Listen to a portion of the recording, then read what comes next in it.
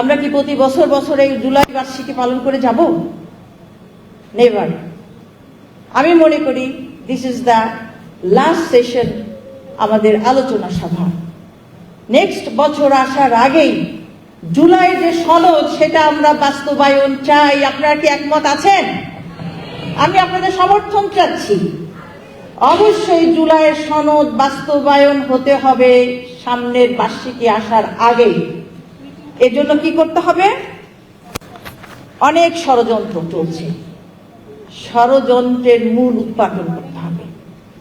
1 নম্বর ষড়যন্ত্র হচ্ছে যারা জুলাই সনদ চাচ্ছে তাদের মধ্যে ফাটল ধরিয়ে দেওয়া। আজকে 11 দল আছে আমরা একসাথে, তাই না? আমরা যাতে একসাথে না থাকতে পারি এজন্য বিভিন্ন রকমের ষড়যন্ত্র কনস্পিরেসি চলছে, সেটাকে রুখে দিতে হবে। কোনো ষড়যন্ত্রে পা দেওয়া যাবে না। আপনারা কি রাজি আছেন? 11 দলের প্রতিনিধি যারা আমাদের স্টেজে আসছেন, আমি আপনাদের কাছ থেকে কথা চাচ্ছি, আমরা ঐক্যে ফাটল ধরতে দিব না ইনশাআল্লাহ। দ্বিতীয়ত হলো, আমার কেন জানি মনে হয় যারা জুলাই সনদের বিরোধিতা করছে কে যেন তাদেরকে পরিচালনা করছেন। আপনাদের মনে হয় না? আমাদের মনে হয় একজনই বুঝি সব দেশ চালাচ্ছেন।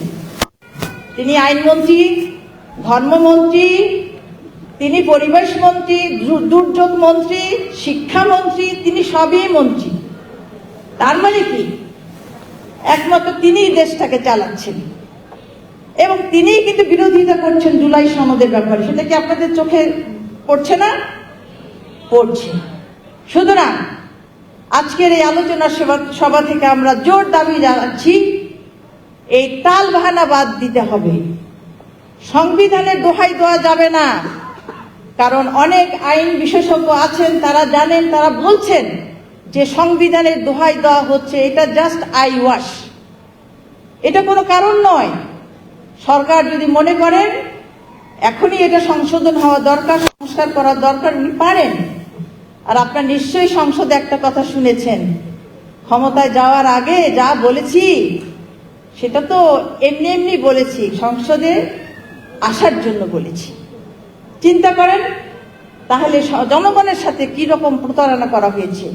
সুতরাং আমি জোর দাবি জানাচ্ছি, এই ধরনের টালবাহানা বন্ধ করুন, অতি সত্বর জুলাই সনদ বাস্তবায়ন করুন, না হলে দুনিয়ায় বিপর্যয় নেমে আসবে। এই বাংলাদেশে আবার ফ্যাসিজমের সৃষ্টি হবে, আবারও কিন্তু রাস্তায় আমাদের জনগণ নেমে যাবে ইনশাআল্লাহ। কারণ বাংলাদেশের মাটি শহীদের মাটি, এই মাটিতে কেউ অন্যায় করে বেশি দিন টিকে থাকতে পারবে না ইনশাআল্লাহ।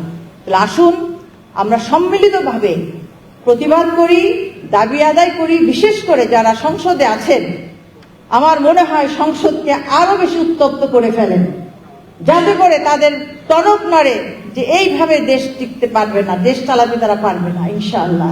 আর বাইরে তো আমরা আসি রাজপথে। সুতরাং আমরা সম্মিলিতভাবে জুলাই সনদ বাস্তবায়নের জন্য আমরা চেষ্টা করি ইনশাআল্লাহ। আল্লাহ রাব্বুল আলামিন আমাদেরকে সাহায্য করবেন এবং ন্যায় প্রতিষ্ঠা হবে। এই দেশকে একটা কল্যাণকর রাষ্ট্র হিসেবে আমরা সমাজে, দেশে, বিদেশে প্রমাণ করতে পারবো ইনশাআল্লাহ। আল্লাহ তৌফিক দান করুন। ওমা তৌফিক ইল্লা বিল্লাহ। আসসালামু আলাইকুম ওয়া রাহমাতুল্লাহি ওয়া বারাকাতুহু।